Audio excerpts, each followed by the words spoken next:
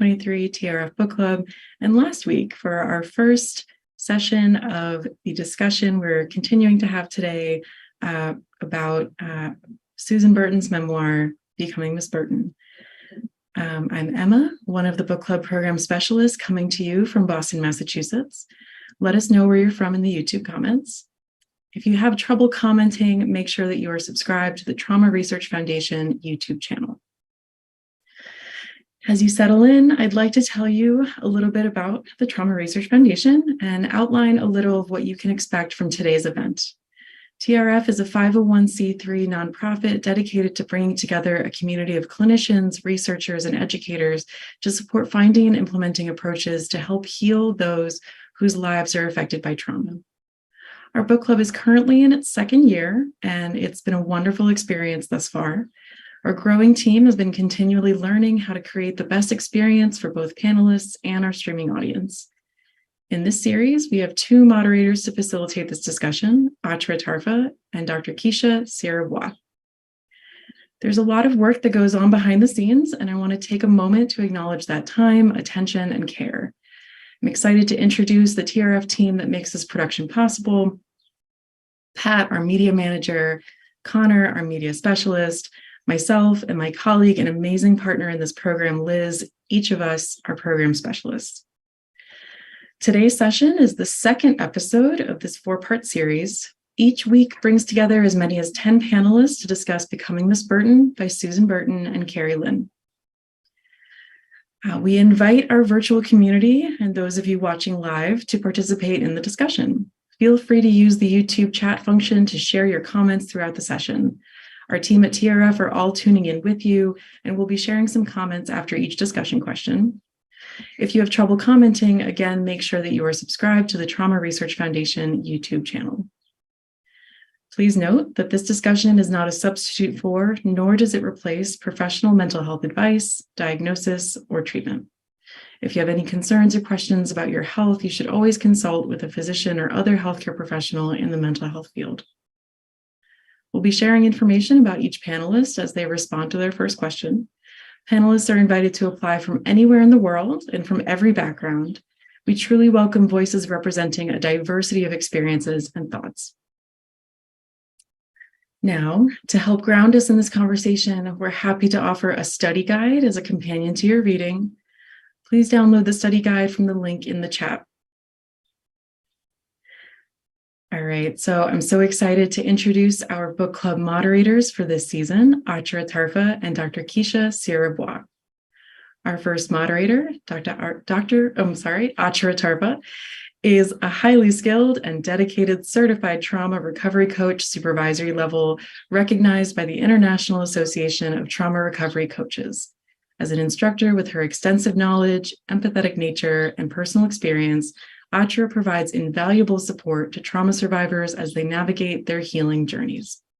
Drawing from her own experiences as a trauma survivor, she founded Compassionate Coaching for Complex Trauma to help individuals reclaim their lives and thrive beyond trauma.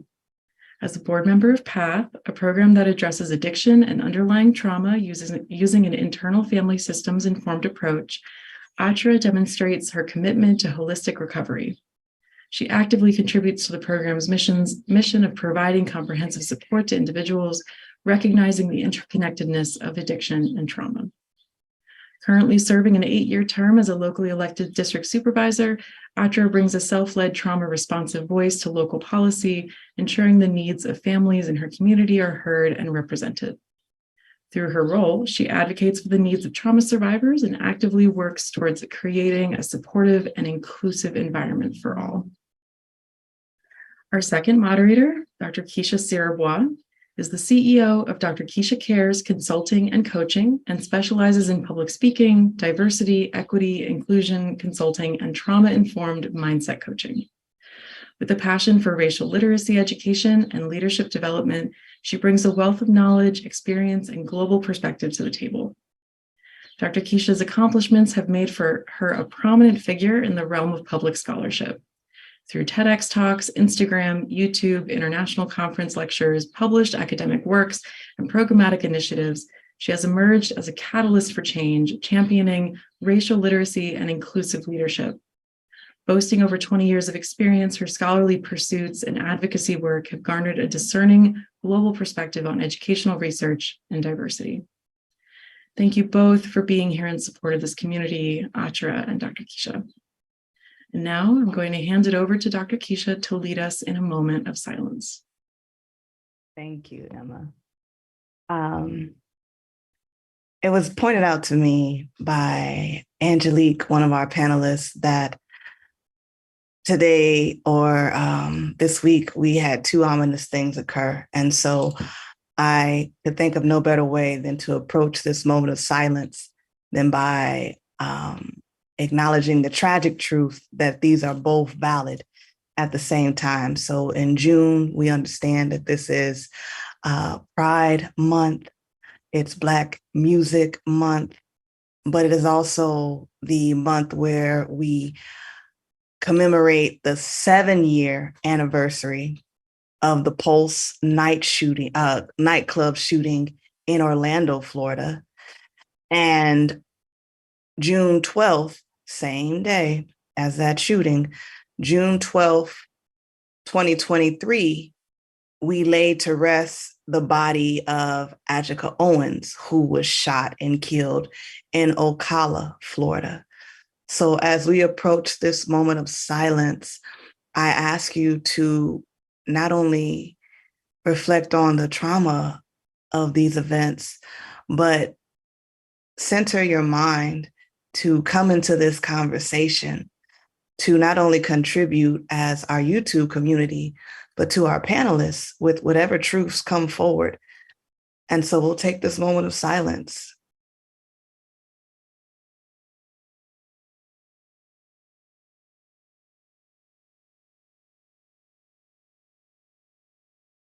I thank you. Atra, it's my honor to hand it over to you to get us started in our discussion. Thank you, Dr. Keisha. So welcome, everyone. Today we will discuss chapters 10 through 18 of Becoming Miss Burton, From Prison to Recovery to Leading the Fight for Incarcerated Women by Susan Burton and Cari Lynn. The second section of the book covers the theme of mass incarceration. And I'll hand it back over to you, Dr. Keisha, for question number 1. But before I do, we'll take a moment for self-care. At any time, we welcome you to take care of your system. If you need to take a pause, if you need to breathe, if you need to stand up and move around and get some energy out of your body to just relax back into the present moment, we encourage you and invite you to do so. We also ask you to be courteous and kind in our chat as we talk about systemic oppression today. Can we see the next slide? Dr. Keisha, question 1, over to you. Thank you. So the question asks, in the prologue, Susan tells the story of Ingrid, who was reincarcerated after leaving her baby in the car for 10 minutes while she was in the Dollar General store. Susan writes, had Ingrid been a person of means, had she not been Black, would she have been sentenced to years in prison? Looking at Susan, Ingrid, and other women featured in the book, in what ways do you think race and class help determine who ends up being incarcerated? And the second component of this question asks, how do race and class affect your own life? And so this question, of course, is open to our panelists, but YouTube community, if you want to chime in, we will not only read your comments, but we welcome your questions as well.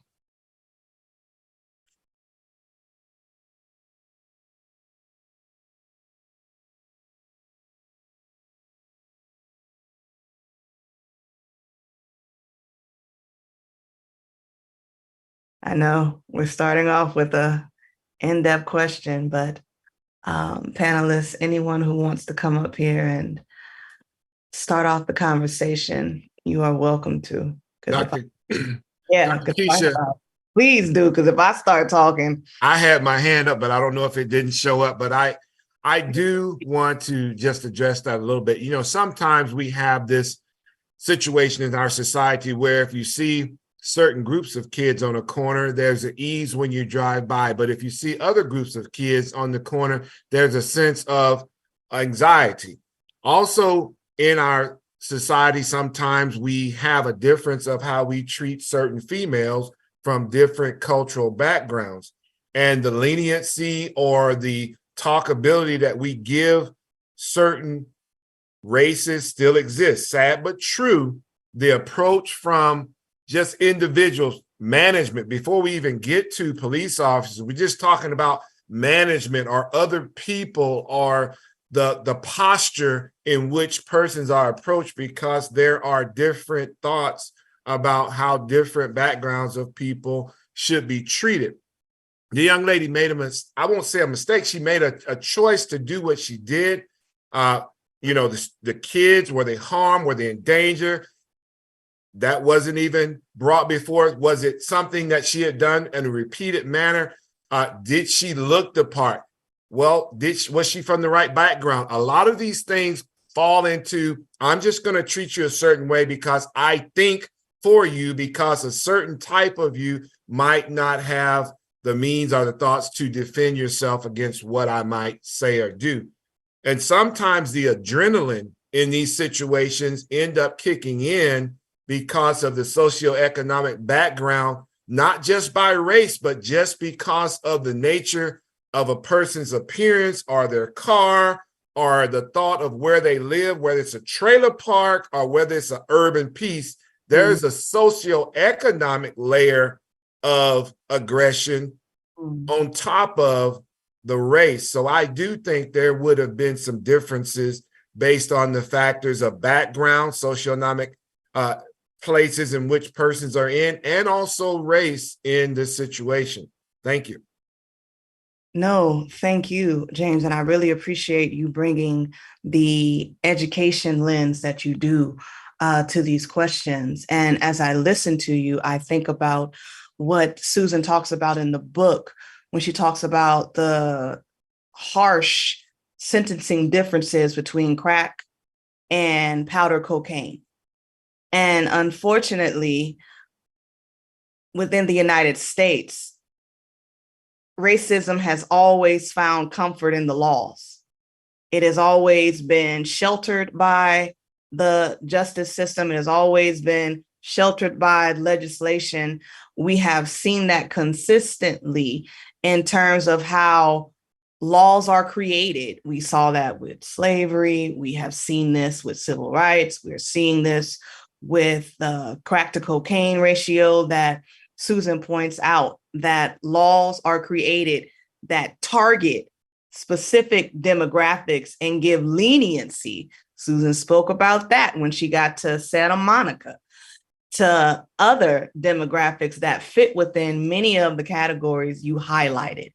And so I'm, like I said, I got to stop myself because I feel quite passionately about this, but this is not Keisha's book club. This is the Trauma Research Foundation's book club. So I would love to hear from anyone else who wants to approach this question, because there is so much here to unpack. Honestly, Keisha, Hey. all of that, just absolutely every single one of those things.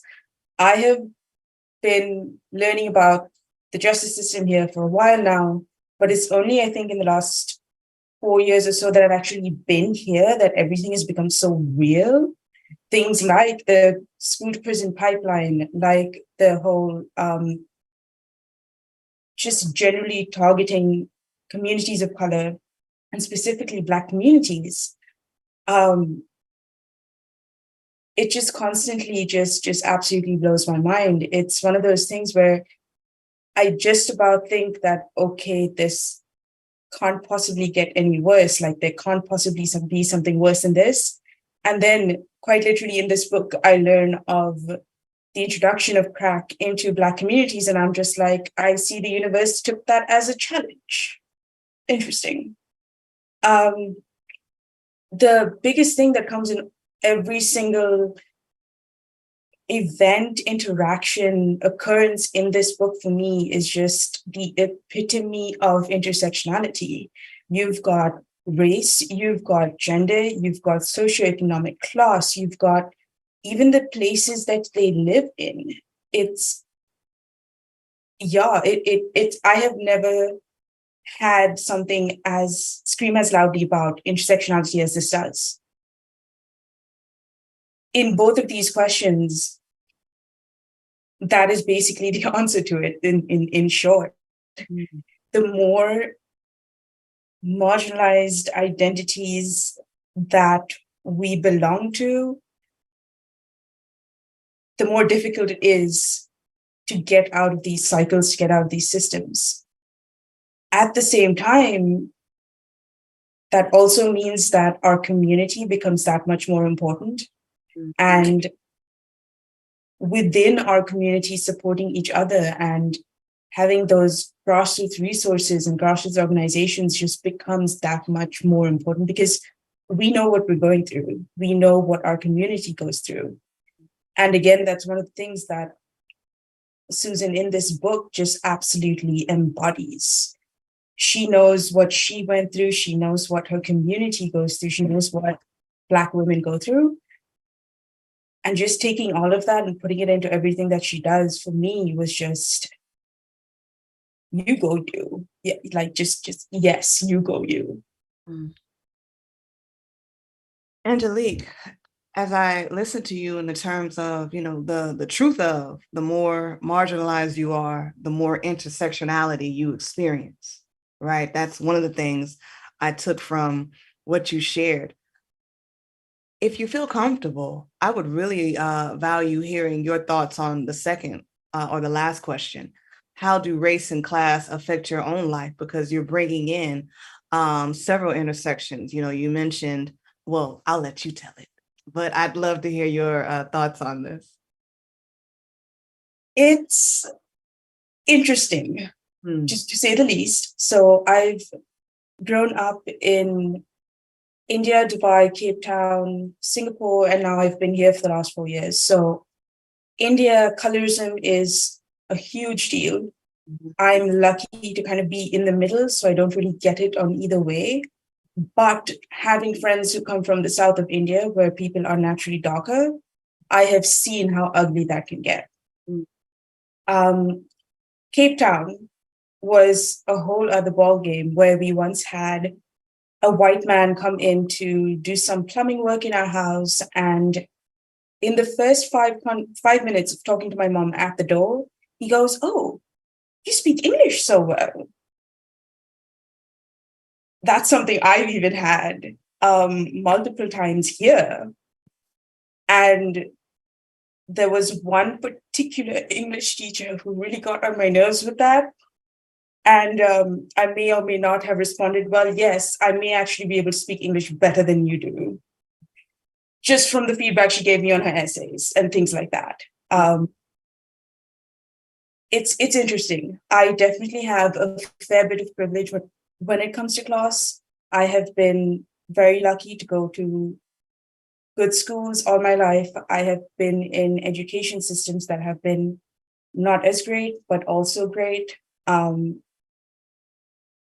But then combining all of that with also being queer, with being kind of gender nonconforming and presenting as gender nonconforming specifically, it's very interesting to see how people react to me. It is very, very interesting. Probably the most recent kind of experience of that was going to a very conservative religious university. It was a lot. For 2 whole years, I sat in a class for 3 weeks with a professor going on about how drag queen story hour was ripping apart the moral fabric of society. Mm-hmm. Very, very casual racism, sexism, classism, you name it. The majority of the students in that college were of higher socioeconomic classes, and they were clueless. They were absolutely clueless, and that college is an echo chamber beyond any other, so they don't know of anything. Mhm. They stay in that little bubble for, I mean, hopefully not the rest of their lives, but realistically, Mhm. probably. It's unfortunate, but again, that's one of those things that being on the outside as well as the inside has given me that much perspective. Right.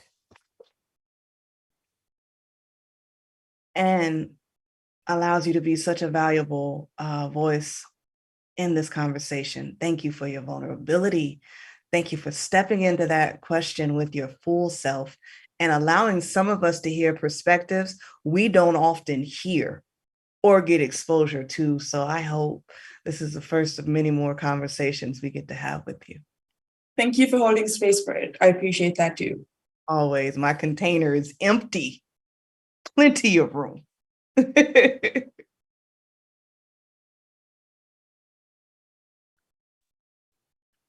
Okay, I don't. Oh, yeah, come on, Tony. By all means. I had to take a deep breath because I have been subject to race and class discrimination for as long as I can remember. And if you recall from last week, my memory goes back to 1969. Mhm. And it's very vivid. And so for me, with the conversation before the conversation of what James and I were speaking of earlier, I don't quite know where the power came from me to speak up, but I knew that I had to speak up. And in given the opportunity or taking the opportunity, it was important for me that my voice be heard to challenge those opportunities or those times where I was faced with the race and class racism or something of that order.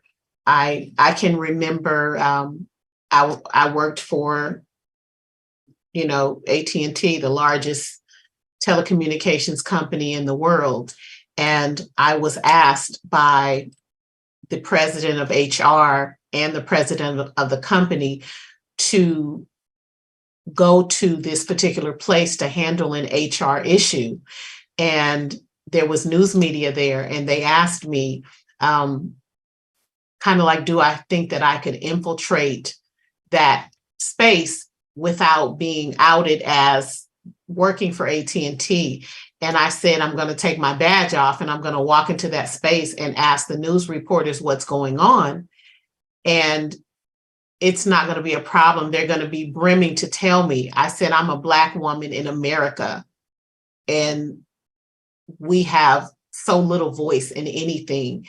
And, they were kind of astonished that I was saying that, but it's absolutely true. I've been challenged so many times on how smart I am. Oh, you're smart. Oh, you're a smarter one. Or you're really intelligent. And I'm thinking, why are you pointing that out? But it happens a lot, to the point where you begin to normalize that process. And I think for me, as a Black person in America, living in, the ghetto, we have become so comfortable with normalizing that because of the generational traumas that we have experienced, both ourselves, our parents, our grandparents, our forefathers. It just keeps being handed down from generation to generation to generation. And I spit it up. I refuse to ingest it. I have told teachers, you underestimate my intelligence because of my skin. Let me tell you, I'm 13 years old telling a teacher, an English teacher, you really underestimate my intelligence, because she called me militant for liking or or being proud of being Black.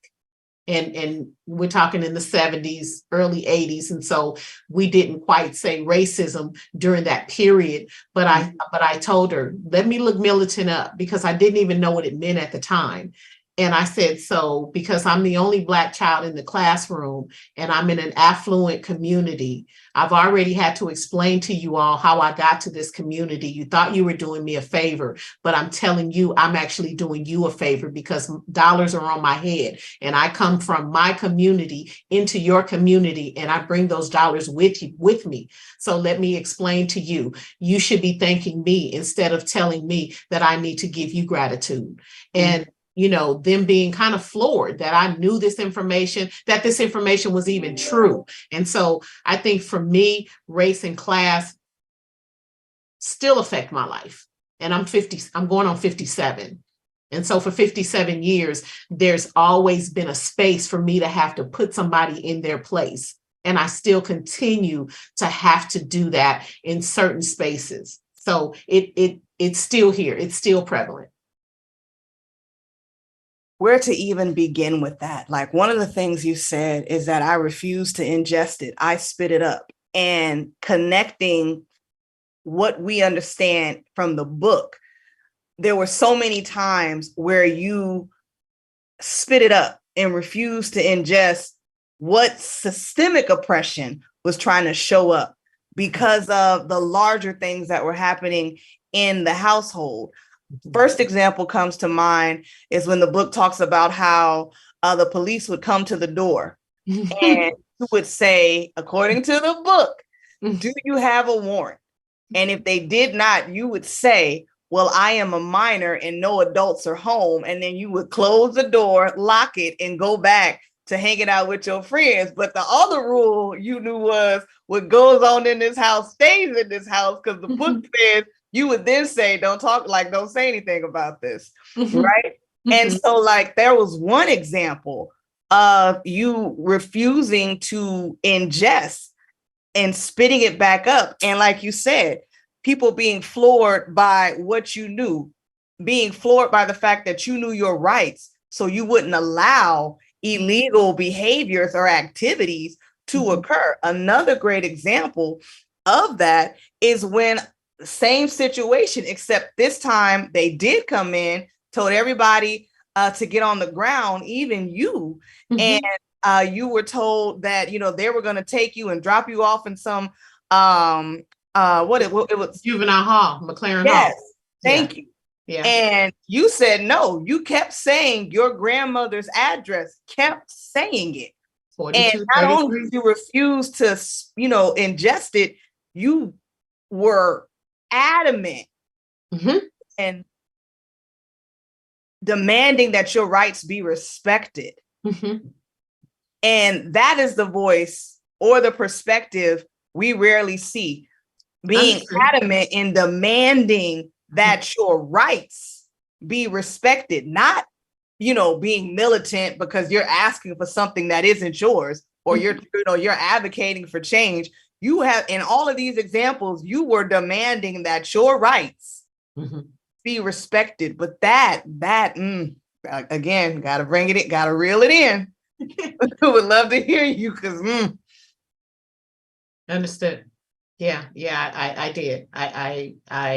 And something that's not in the book. After that happened, for a long time, whenever I went out, I kept a $5 bill in my sock in case I needed to catch a cab.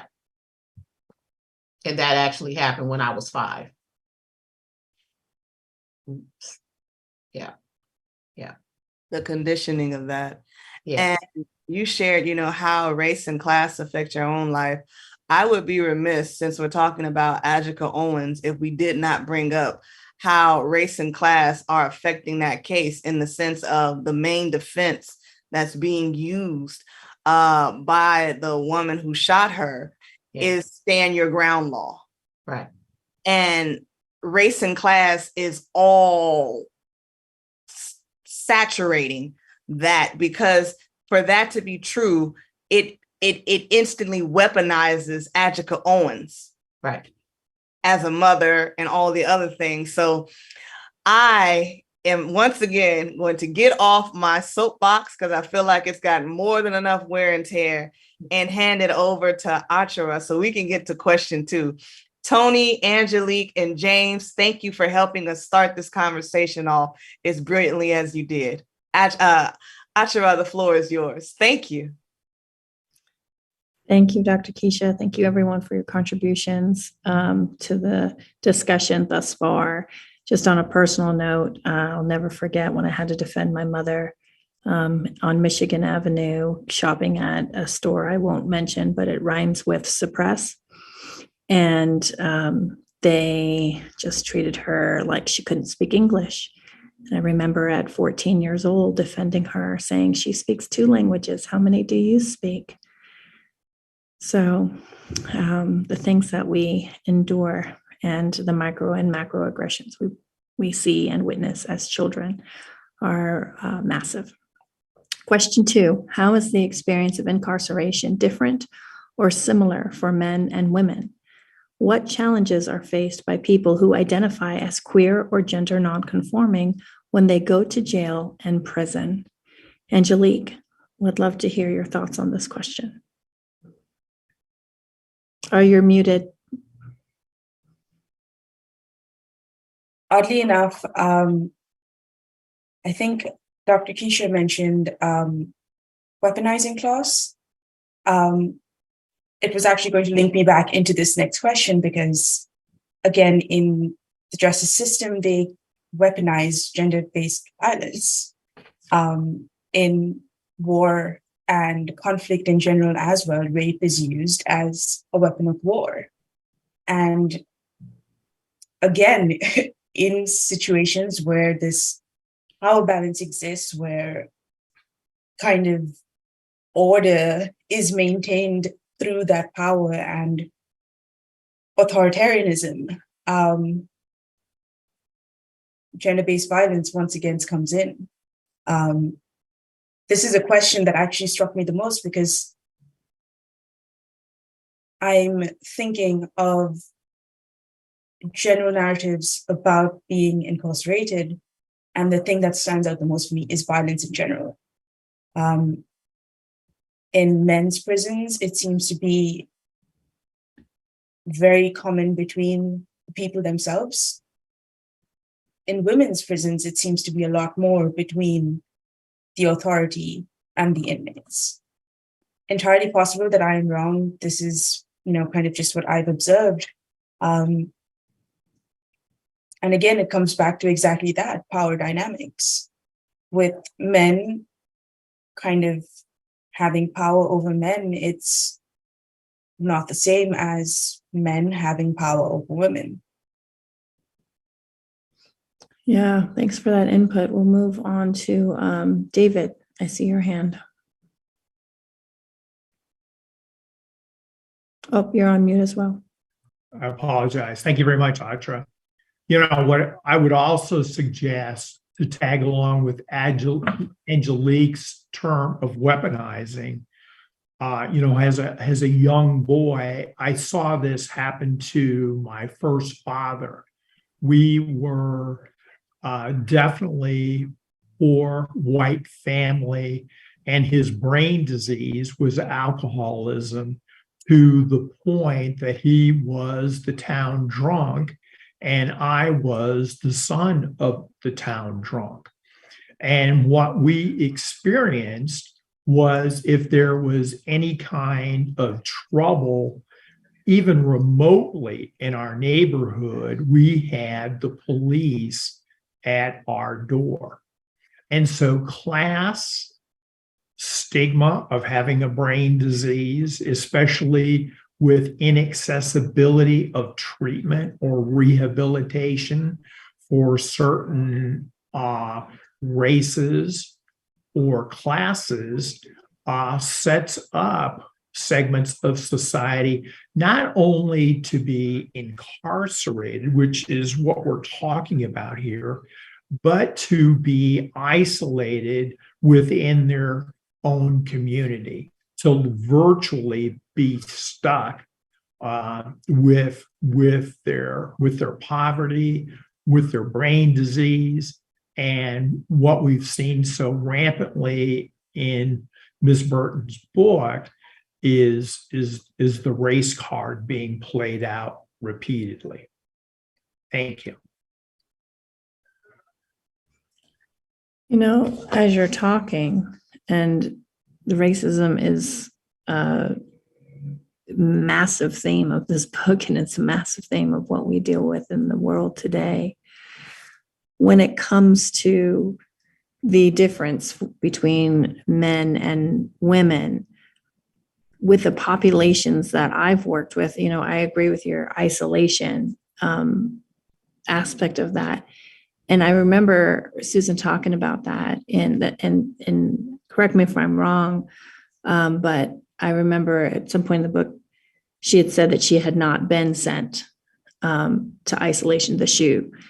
And when I work with men,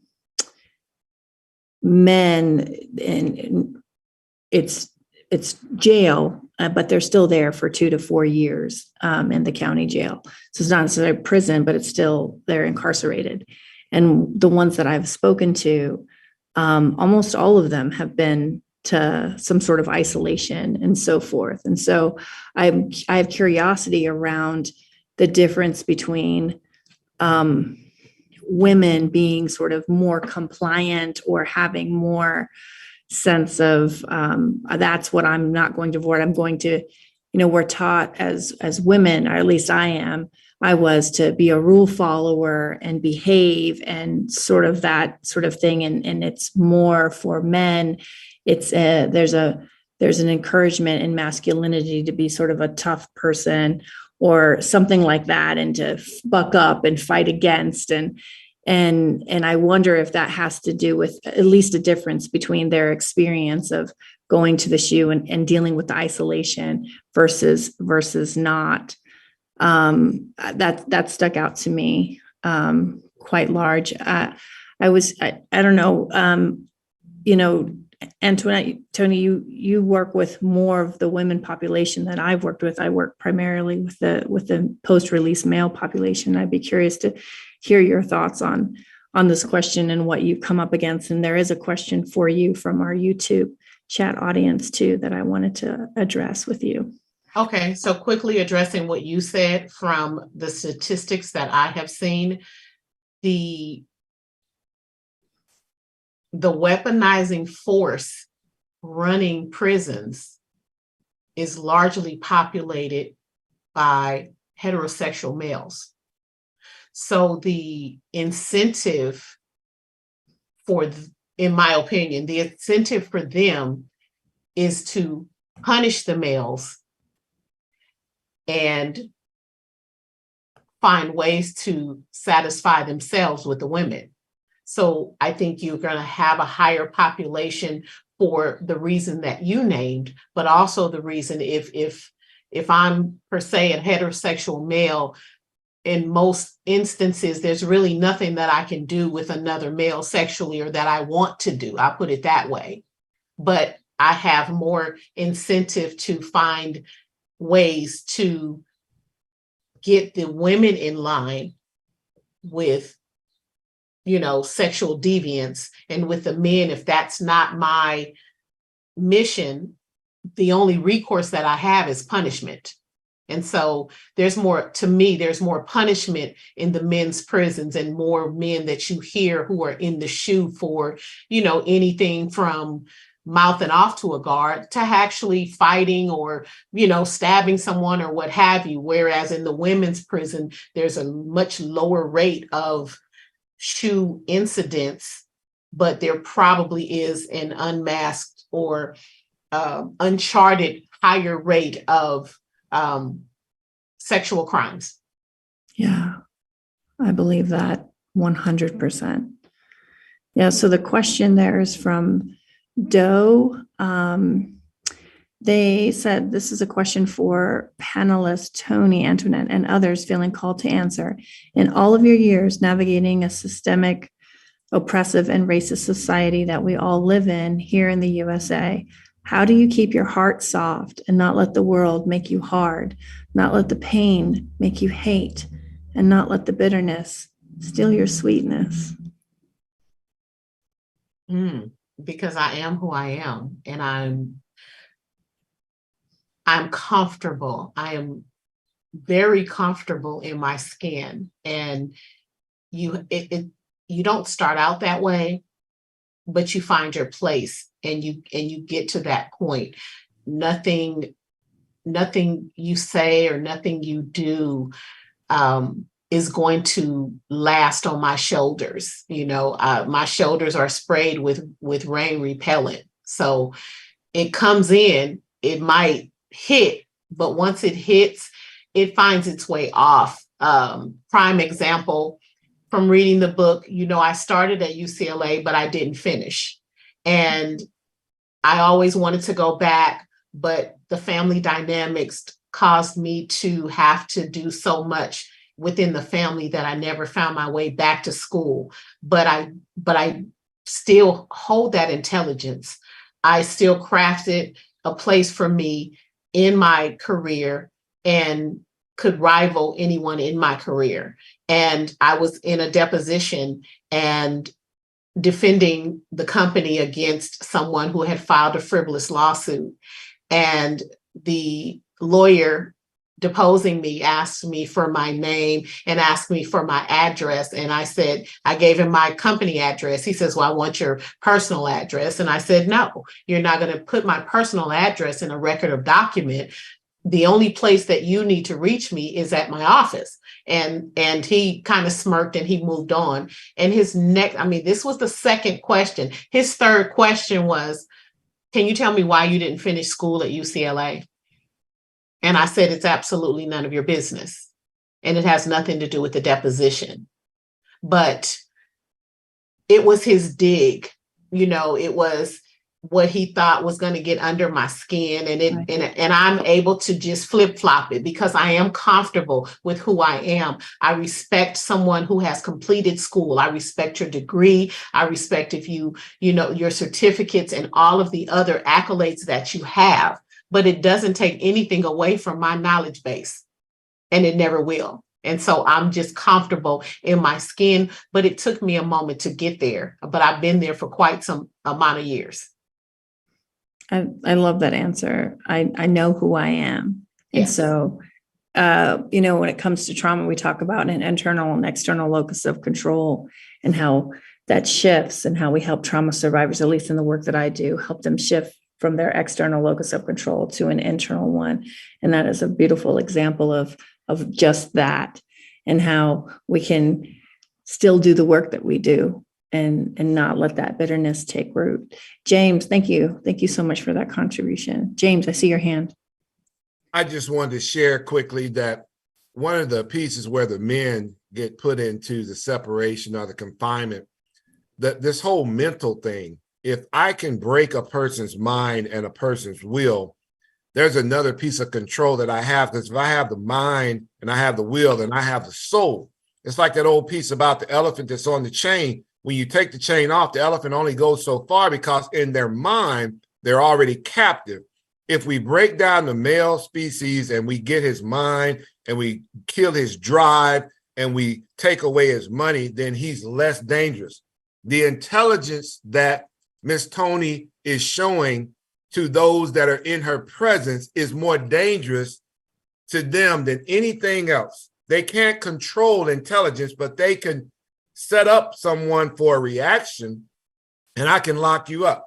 Instead of being reactive, she's being proactive by using that intelligence to navigate through the law, through her rights and things that are in her person. And that aggravates. How dare you be intelligent to some others? How dare you be young and intelligent and female and Black or white or low social class? How dare you expect us to give you respect when you're on the lower totem pole? And that's the problem that in many layers that we're dealing with this. If we give them our mind, then they've got our soul and they've got our spirit, and we're done. Thank you. Thank you for sharing that. Learned helplessness is a real thing, right? It is. And if they can if a mind can understand that they have no power, then it's much easier to manipulate and oppress that mind. And so I appreciate that. Knowledge cannot be stolen. And yeah, thanks, James. Angelique, I see your hand, and then we can maybe take a few YouTube comments and then move on. Something that was unknown in several classes that I've been in so far is that solitary confinement is actually a violation of human rights under the Mandela rules. I looked that up yesterday just to be certain of it, and an article from the UN High Commissioner's Council for Human Rights. These practices trigger and exacerbate psychological suffering, in particular in inmates who have experienced previous trauma or have mental health conditions or psychosocial disabilities. Everything we've learned from this book in terms of people who get incarcerated having exactly those backgrounds just makes it that much worse. And again, goes back to what James mentioned about breaking their will, breaking their spirit, and that again playing a part in continuing that cycle, that keeping them in that cycle of being incarcerated, getting out, and then just being thrown back in again. Yeah.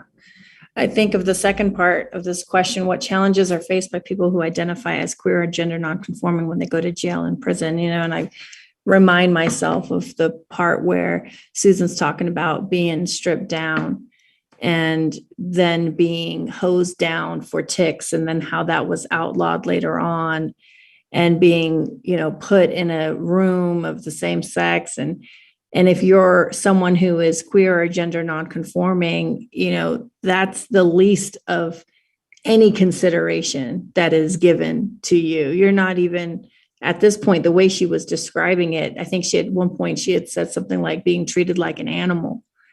Yeah. And there's no humanity in the way that the process is throughout the system. I remember also her talking about her things being burned. They said, here, where do you want it mailed to? And she's like, I have to choose between decent soap or the lie that's part of the system, or mailing my things back to my family. I can't afford to do both. So having to make that choice. And for a lot of people who identify as queer or gender nonconforming, at least my friends, their belongings are, part of their identity. There's a young Two-Spirit that came yesterday, I think, in the training, and they had war paint on their face because they wanted us to know they've been through some things, right?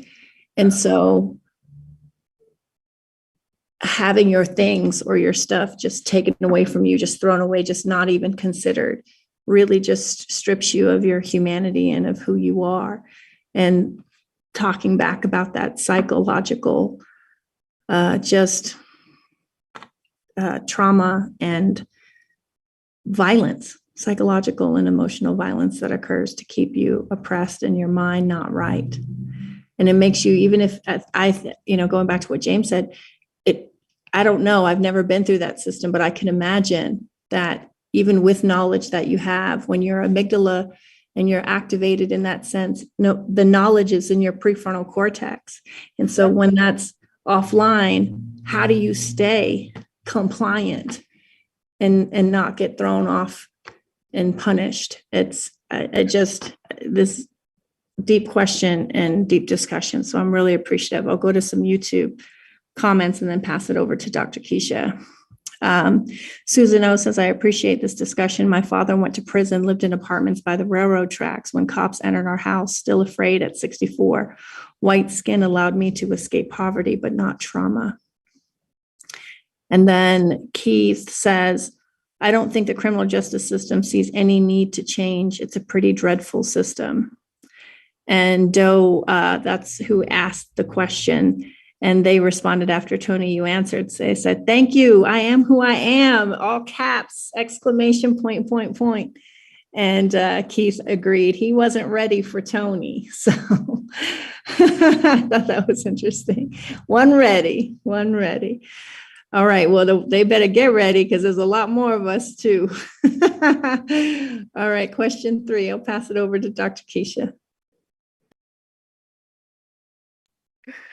I love it. If you're not ready, get ready, because it is that kind of discussion. Well said, sis. So question 3 asks, Susan cycled in and out of prison for 6 sentences over more than 15 years.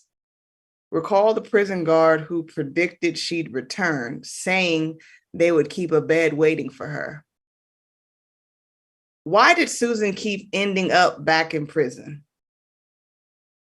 Why is it so easy for formerly incarcerated people to become incarcerated again? What can be done to reduce recidivism? That's always a word for me. Give me grace. I can see it in my mind. So if anyone wants to like unmute and support, feel free. Recidivism. But the first question, yeah. Why does Susan keep ending up back in prison? That's going to be interesting to unpack. Angelique, I would love to hear from you, and anything you want to touch on. Well, it's going back to the same thing of people who are incarcerating having such intense trauma and often psychiatric disabilities. Every time Susan got out, there was a line that I need to go back and find, but it was something along the lines of cocaine made life bearable. Cocaine made silence. Yes, yeah. Cocaine brought silence. And it's exactly that, because you're not going to the root of why these people are being incarcerated multiple times. I think earlier on in the book, she mentioned they kept something along the lines again of they kept putting her back in prison. Not one person said, oh, maybe we should put her in therapy. And again, the last time that she was incarcerated, she came back out. She was in the treatment center. She went through the 12 steps and then she stayed out. How much more of a proof do you need that it works? Yeah, it all goes back to trauma, just because it kind of changes such an integral part, such an innate part of who we are as humans. It just changes such an innate part of connection and safety and belonging and all of those different things. I'm in the book because as you were speaking, it brought me to one of my favorite passages. And I believe this is in chapter 18. Here we are. Page 137 in the book, towards the end. This is when Susan tries to find out how she can be a nurse or how she can go about learning more, because one of the people she's been taking care of, Ms. Andrews, is experiencing like really debilitating issues. And Susan, as a caregiver, does not have the skill or the know-how to recognize the signs. And so she, on her own, starts to inquire, well, how can I go about, getting these skills so I can be a better helpmate or housekeeper to Mrs. Andrews. And so here is the response, when she goes to the community college and she asks about their nursing program. The person she's speaking to figures out, okay, you must have a record. He's asked her a question about whether she has a criminal record. And when she says she does, he puts down his pen. You are not eligible to take nursing courses. You can't be licensed as an RN or certified as a home health aide with a criminal record. And she leaves there with information about a computer course or a business class. Because when she asked, can I just take nursing courses to learn something, she's just shut down. But this is the part that really stood out to me, Angelique, based on what you shared. When I returned to Ms. Andrews, I closed my bedroom door and cried. I naively thought that if I got my life together, things would manage to fall into place. Like Leslie said, when you show up, life shows up. I was showing up more than I ever had. The feeling for the first time that I was putting something good into the world by helping people who were helpless. Only it hadn't occurred to me that my path to advancement wouldn't go much further, that I'd be denied the opportunity to learn, to gain skills, to better myself. And then I want to skip to the first line on page 138. Were my dreams not meant to be bigger than minimum wage, Section 8 housing, and a social security check? And I just want to offer that to the dialogue in our YouTube community, because as we look at this question, why does Susan keep ending up back in prison? I also acknowledge that even after she got her life in a path that she was, proud of, she still kept winding back in prison in the sense of the opportunities that were available to her. Her record, her prison time kept coming up as a wall. And so it's a fascinating thing to realize that she kept ending up in prison even when she wasn't in prison.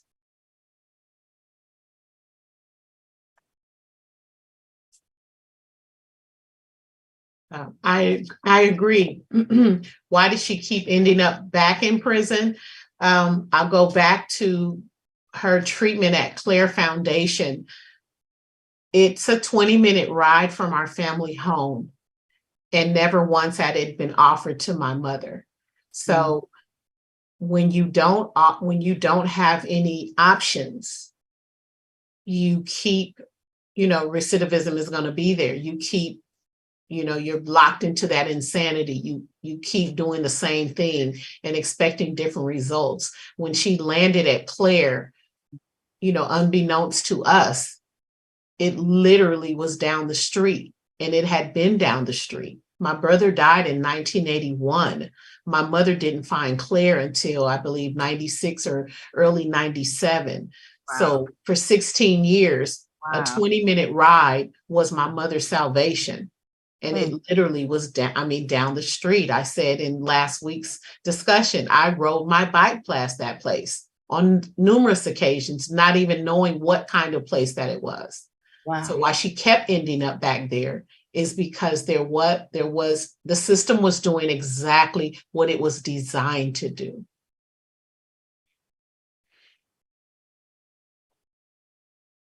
Tony, I have to take a breath on that.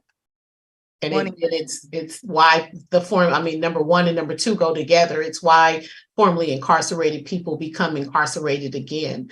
It's the system is not broken. It literally does do what it was designed to do, and that's to keep them in there. They are a number, and they cost money, and they cost resources that the system is designed to ensure that it can keep getting that money. Tony, I forget the amount of prisons in this country that are privately ran. Is it like almost all? They're private institutions, are they not? It's a big majority. It's a big majority because the states, most of the prisons is on the state level. The states did not. The federal government only gave funds up to a certain period, and then after that, there were the billionaires who were allowed to come into that sector and provide that because they were doing the states a favor. So yes, there's a huge majority of the prisons. Texas is a place where there are the private prisons wholly outnumber the state prisons because of the way that they were structured. And they're able to make decisions. Like I remember reading that part about your mom talking about the phone calls that cost of that call for 10 minutes, right? That $10 call or something like that for 10 minutes, that dollar a minute, where you would have to work 3 hours or 10 hours or whatever, just for that one 10-minute phone call. And you'd get put on the list. And then even if you got the list, if it wasn't gate kept and you actually were able to get to there's like so many steps just to make a phone call to speak to somebody that loves you. Yes. And it wasn't 3 hours. It was way more. Way longer. Way more than 3 hours. Absolutely. And to give you an idea, my brother was killed in 1981, April 8th, 1981. By April 8th, 1982, my mom and all 5 of her brothers were all in prison somewhere in the United States. And by 1983, my grandmother's phone bill was $1,400. Wow. Yeah, it is, the system is designed to do exactly what it was set up to do. Yes. Yeah. Yes. Yeah. I want to add to this conversation what we understood and what we learned about the medical expenses. Like a phone call, you might be able to dodge that, right? Or make your peace with that. But medical service, like having to pay a copay, I thought was astoundingly insensitive. Like, it's not a matter of ethics, right? But when the book highlighted that in some places it was a $5 copay, other places, they mentioned Texas, right? Bring us back to Texas, $100. They mentioned Alabama, you pay the actual medical costs. But when you look at the historical role that these states have played in the prison industry, it makes sense, because prison was the first place our nation went after slavery ended to reestablish slave labor. If you don't know what I'm talking about, I encourage you to understand chain gangs and the history of that, and how laws were created soon after slavery, such as if you were walking around, even as a free person, and you didn't have a work pass, you could be sent to jail for that. Loitering. Just had this conversation. So that question about why is it so easy for formerly incarcerated people to become incarcerated again, because it's profitable. And it's made to be, it's set up that way to be such. What can be done to reduce recidivism? I think exactly what we're doing now, which is having conversations like these, educating on restorative justice instead of punitive, right, mindset, and helping people understand, educating about trauma. And there was this exercise that we do, and we ask people to write 5 things down about themselves, and then we ask them to start crossing everything off one by one till you're left with 1. And we get very visceral reactions from people, right? And I can't cross that off. I can't, but that's what we ask people to do every single day. We ask people who are marginalized, that's how we have to show up in the world. Those that are coming out of prison or being incarcerated, we ask them to continue to live their life as fragmented human beings without support, because we put obstacles in place that can't help them integrate. We expect them to go to their probation officer or their mental health counselor, but they have no transportation to get there. And they have no job to get there because nobody wants to hire someone with a record. It's this entire tornado and storm that it's like, well, shoot, I might as well go back to where I had a square meal every day. And I know that world. I don't know this. And I certainly don't have critical thinking skills to navigate that because of the trauma that I've experienced in my life. So. Yeah. I want to highlight what Emma shared. The 13th Amendment abolished slavery except as a punishment for a crime. 13th Amendment, right? So that's in our Constitution. Let's see what's being said in the chat. I recall Susan repeating the idea that she wasn't allowed to make decisions in prison, but was flooded with them upon release. The lack of reentry resources makes staying out extremely challenging. Thank you, Alexis. Keith shared, almost all prisons have privatized contracts, even if they are not private or privatized. Yeah, that's what I was getting about the phone calls and all of the stuff that's still ran by private contracts, right? To do the states a favor, like Tony just said. Yeah. I'm going to hand this conversation back over to you, Dr. Keisha. I see David also has his hand up. By all means, David, would love to hear from you. Thank you very much. You know, the word that is missing when we talk about law enforcement, corrections, and judicial system is the word hope. If we do not offer a glimmer of hope, we have sentenced people racially and class-wise to staying in a cycle of hopelessness, recidivism, whatever nice word you want to put on it. You know, essentially, it is a living hell for these individuals because there is not a way out. There has to be hope. And not this capitalism or for-profit mindset that we've inserted into our world.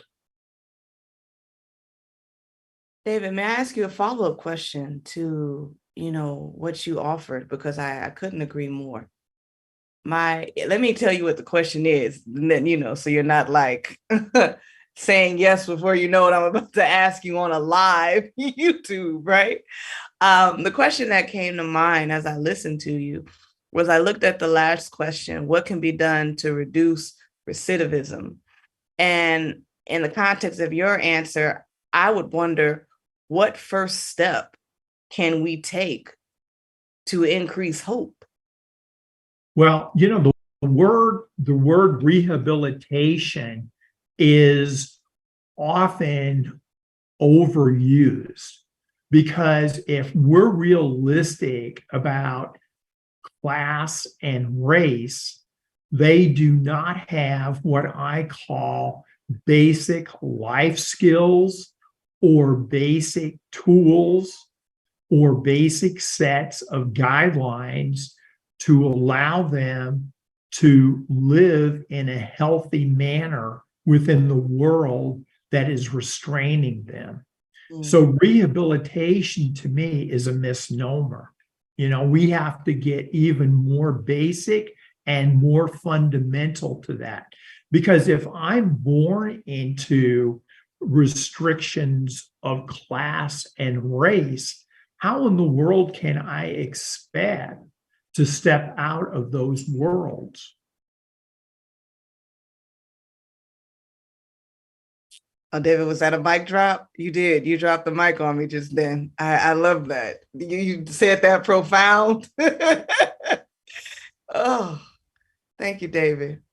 Thank you.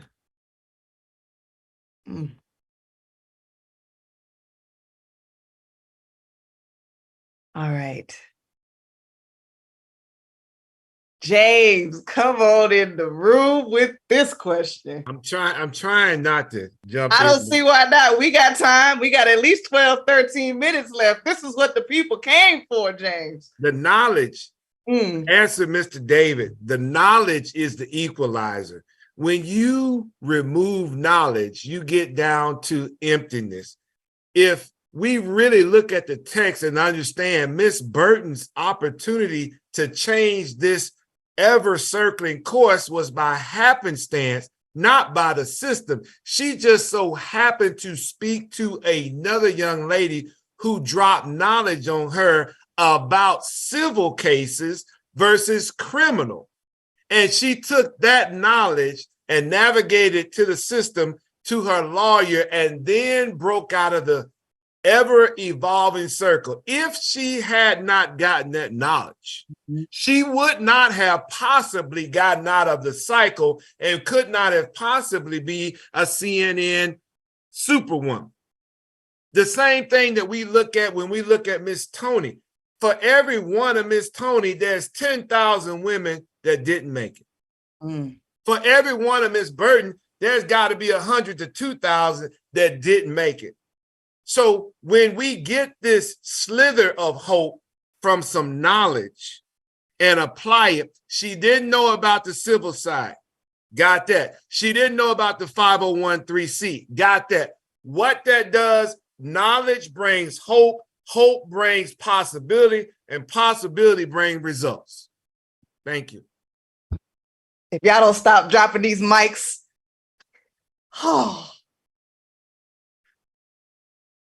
knowledge brings hope, hope brings possibility. James, I'm so glad you're here.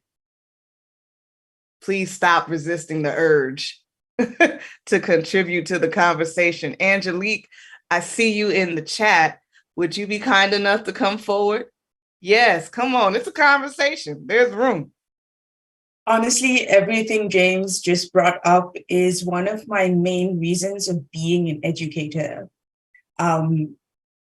Knowledge brings hope, because if you don't know what's out there, if you don't know what the possibilities are, how are you going to take them? It is the most basic part of information and knowledge and knowing everything that you do. I work with an organization called Breakthrough, which aims at equity and accessibility in education.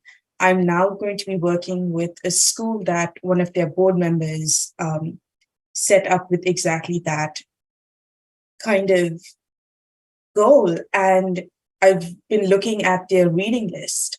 And the things that they have on there are things that I've read as an older teenager, I think. And these are like 11th graders reading this stuff. And I'm like, wow.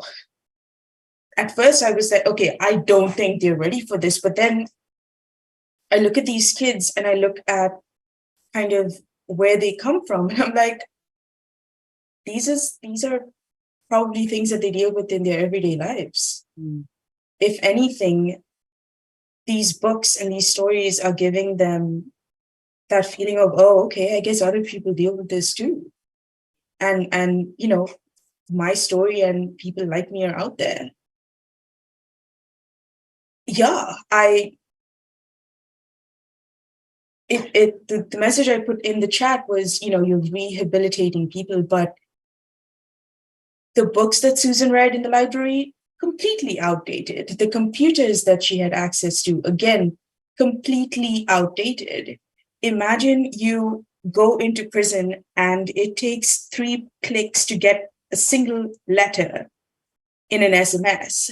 And then you come out and you have a whole computer in your hand. I'm sorry, what now? Just the jump. It's the world that they're coming into is not the world that they left. So literally the word of rehabilitating does not work anymore. This is a whole new world that people re-entering it need to be prepared for. It again comes down to the whole thing of punitive justice, of what is the word I'm looking for? Justice that based on retributive justice, an eye for an eye, looking at the deterrent theory of punishment, which again has been proved multiple times does not work. Not what actually works, which is restorative. Again, multiple countries in Europe have showed that it works. There's prisons in Denmark which are shutting down. I think Denmark has like 3 prisons at the moment. And even those are at like a fourth of their capacity, just because people don't need to be in there, because when they're in there, in fact, they're learning. They have a room, in fact, they have a bed, they have a desk, a table, they have access to books, computers, all of that. they are actually recreating themselves and recreating their lives in ways that they couldn't do when they were on the outside. Again, it's one of those things of how much more proof do you need to make these changes? What more do you need to be convinced that these things don't work? But then again, they're not looking at the human part of it, right? Mm-hmm. It's the money, it's capitalism, it's the corporations. The humanity in it all is just not there. It almost feels unfair, but I'm going to do it because the conversation is going the way that it is. Can you all put up question 4? And this question is open to anyone who wants to join in. What can we learn from Ms. Burton's experience with the 12-step program about the importance of accountability and making amends? And I want to add the importance of community, because that was one of the things I spoke on hope. James spoke on hope, knowledge, and possibility. Within this 12-step program, you saw traces of that. And so I would love, as you know, we wind this conversation. This conversation is winding down, but the conversation after the conversation, totally separate, not a TRF event. But that is a space where we're going to continue to unpack this. But as we wind this conversation down, I feel like this is a great way to land this plane before we pick it back up again in 30 minutes on my YouTube channel. So I would love to hear from anyone who wants to step into this question. Hey, David. Well, I'm a person in long-term recovery. I've had the blessing and the gift of being in recovery for over 40 years. And one of the first things that a very experienced person told me when they took me aside was, I'm going to teach you how to live. And that man never said, I'm going to teach you how to live without alcohol. He said, I'm going to teach you how to live. If you look at the 12 steps, a drug is only mentioned 2 times in the 12 steps. And what I suggest is that the 12 steps are actually a spiritual program, not a religious program, but a spiritual program in how to redirect one's life. And 2 of the biggest components about that is, first of all, making amends to yourself.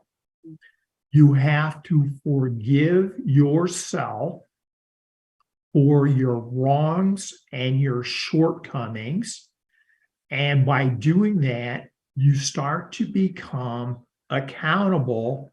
And then, as Susan so eloquently, her sponsor so eloquently spoke in the book, a person has to learn how to make living amends, because a person's recovery may be the only one that anybody ever sees. And so it's how one lives their life and how they move forward in their life that's most important. Thank you, David. Thank you. We have 2 minutes left, and I just want to support what you're saying with the passage from the book. I'm on page 118, and this is Susan describing her attending an AA meeting and hearing someone speak about the 12-step program. She says, one of the panelists, a tall, blonde, white woman, began reading from the big book of AA. If we are painstaking about this phase of our development, we will be amazed. Painstaking was a word I hadn't heard before, but it struck me. We are going to know a new freedom and a new happiness, she continued. We will not regret the past nor wish to shut the door on it. No matter how far down the scale we have gone, we will see how our experience can benefit others. That feeling of uselessness and self-pity will disappear. Our whole attitude and outlook upon life will change. Join us as we continue to unpack this book. I couldn't think of a better quote to sort of wind this discussion down as I prepare to hand it over to Emma. But this whole line about we will see how our experience can benefit others. That feeling of uselessness and self-pity will disappear. Our whole attitude and outlook upon life will change. I think that is the hope, we're speaking to within this book. And I want to hand it over to Emma. Thank you again for helping us facilitate yet another amazing book club discussion. Oh, wow. Thank you so much, Dr. Keisha. Thank you to our phenomenal panelists. I'm sad to say that this brings us to a close for the discussion today, but only in this chat room or only in this vein. Again, thank you so much to our panelists, new and returning. Thank you to our amazing and talented moderators, Dr. Keisha Sirebois and Atra Tarfa, who had to leave early. She is attending a conference in Colorado right now. And thank you to the TRF team behind the scenes who are making all of this happen. And thank you to our virtual audience for spending your time with us and participating in today's discussion. Your insights and contributions and commentary and questions were so rich and added so much to this really, really important conversation. We look forward to seeing you at the same time next week for our third session in this 4-part series. Everyone who has registered for book club will receive an email of next week's YouTube link before the next session, and you can also find that information when you log into your TRF members account. So we'd love to hear about your experience. Feel free to reach out and share any feedback with us. You can find the email where you can reach us on the screen, programs@traumaresearchfoundation.org. I do want to invite everyone watching. Dr. Keisha will be hosting a conversation after the conversation on her, I believe it's called Yard Stream, Dr. Keisha. Well, she'll be StreamYard, sis. StreamYard, sis. But StreamYard, which will be broadcast on her social media, and you can find her Instagram handle on the screen in front of you, Dr. Keisha Cares, and where she will pick up where we left off. And we encourage every one of you to join her in that conversation. And keep it going, because these are the conversations we need to be having to bring about that very necessary change. So again, thank you, everyone. It has been an honor to be in this space with you, and I hope you all will return next week for our next discussion. Thank you.